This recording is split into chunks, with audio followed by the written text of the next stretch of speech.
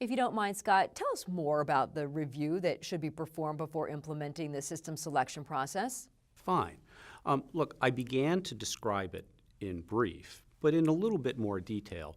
It really comes down to having a conversation amongst finance, amongst all of the audiences for your new system.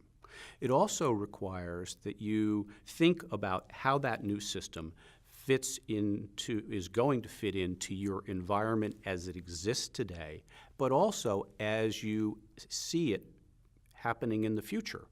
Well, maybe you don't know what you have in terms of where you want to go with the future.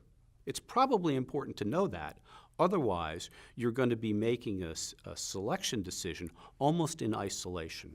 So essentially, this is about knowing your organization's current and future data needs and processes, as well as how the new system will support that move to the future. In other words, it is, and you need, a roadmap, right? Yeah, Becky, that's absolutely right.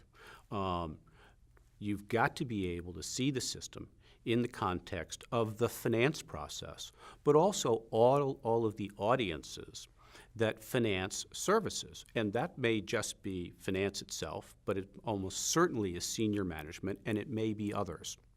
So looking through and understanding where you are today, building a roadmap, and actually, seriously, building a diagram.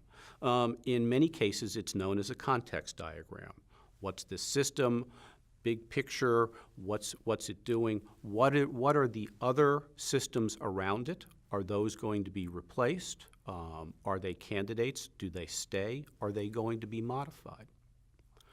Am I going to take this opportunity to think about the processes, my finance processes, accounting, reporting, and the rest? Will I use this as a leverage point to think about changing them, and in this case, probably improving them?